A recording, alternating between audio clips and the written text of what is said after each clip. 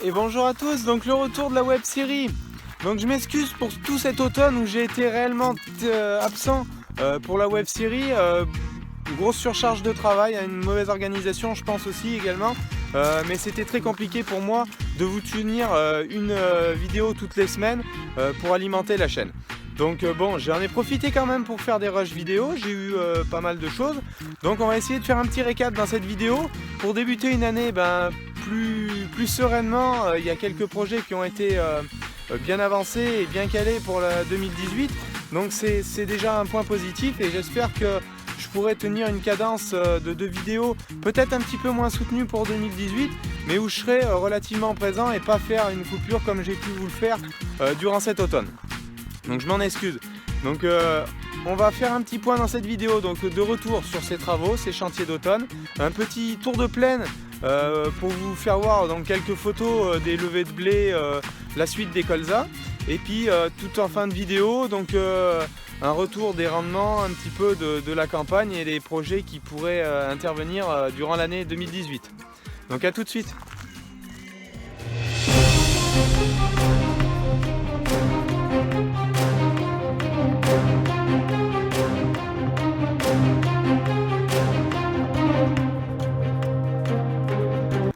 Donc voilà, pendant cet automne il a été réalisé donc, tous les semis de blé bien évidemment. Il reste encore un petit peu de blé dur à semer. J'ai abandonné de semer une parcelle de blé tendre étant donné la date et la situation, le type de sol où je devais l'implanter. Donc ça sera transféré en tournesol à cet endroit-là. Bon, ça ne va pas bouleverser mon assolement, peut-être même au contraire, ça va rééquilibrer un petit peu parce que j'avais pas beaucoup de tournesol de prévu pour 2018.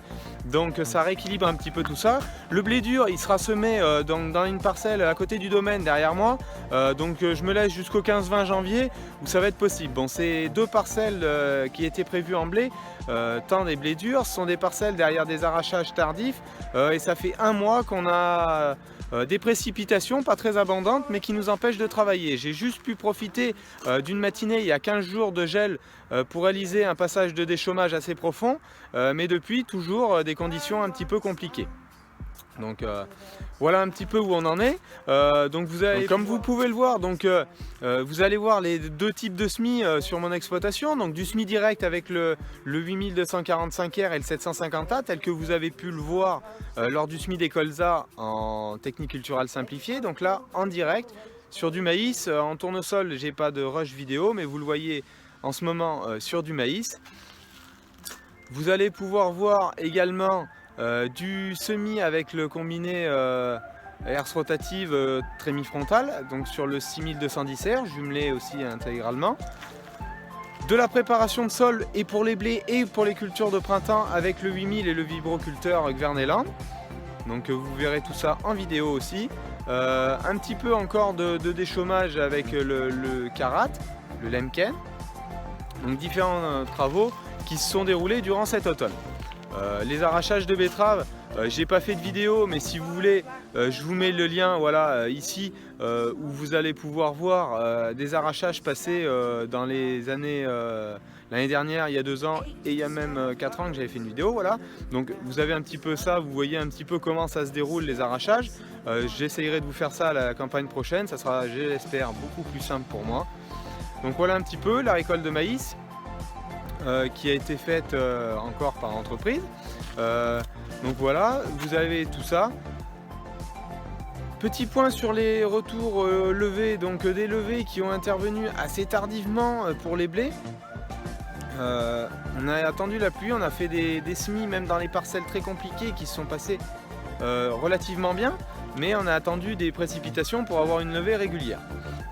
Idem combiné, donc on a une vague de semis qui était assez longue mais qui a attendu au final ce qui avait été semé au 10-15 octobre et ce qui a été semé fin octobre a levé tout à la même date au moment des premières précipitations qui nous embêtent encore d'ailleurs pour travailler, ce que je disais précédemment.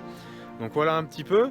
Les colzas qui ont eu un blocage durant le mois d'octobre, manque d'eau, ils avaient soif, donc quand les pluies sont intervenues, ils sont repartis un petit peu en végétation. Les premières gelées les ont calmés. Aujourd'hui, tout ça est beaucoup plus calme. Donc voilà un petit peu où on en est sur les travaux d'automne. Donc l'irrigation, j'ai la vidéo qui est prête, 23 qui va intervenir, donc vous pourrez aller la voir. Voilà. Pour ce qui est des projets 2018, donc effectivement ça sera la mise en place de ce projet irrigation. Du matériel, comme je l'ai dit dans la vidéo qui va sortir, a été acheté pour réaliser les travaux de mise en place. Il y aura aussi donc une intensification de la cartographie des parcelles due à l'évolution de mon logiciel parcellaire, due à une cartographie qui va être refaite de mon parcellaire et au GPS et au drone. Je vais essayer de un petit peu mieux cartographier tout ça pour faire un peu plus de cartographie et moduler un petit peu mes apports d'azote avec l'automoteur pendant les premiers apports d'azote. Donc ça fait partie des projets. Il y a ce projet de pose bien sûr de l'irrigation.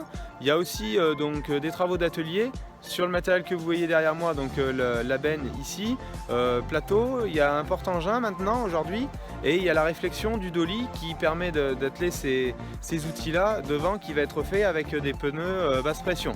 Donc ça sera le sujet d'une vidéo sûrement, d'atelier cette fois-ci, où vous verrez un peu la réflexion de ces outils-là. Donc voilà un petit peu les projets que j'ai pour 2018.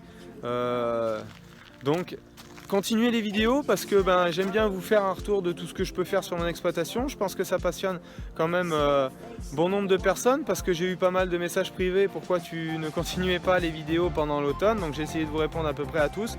Donc voilà, donc je vous dis de passer de joyeuses fêtes de fin d'année en famille. Profitez bien de tous ces moments-là.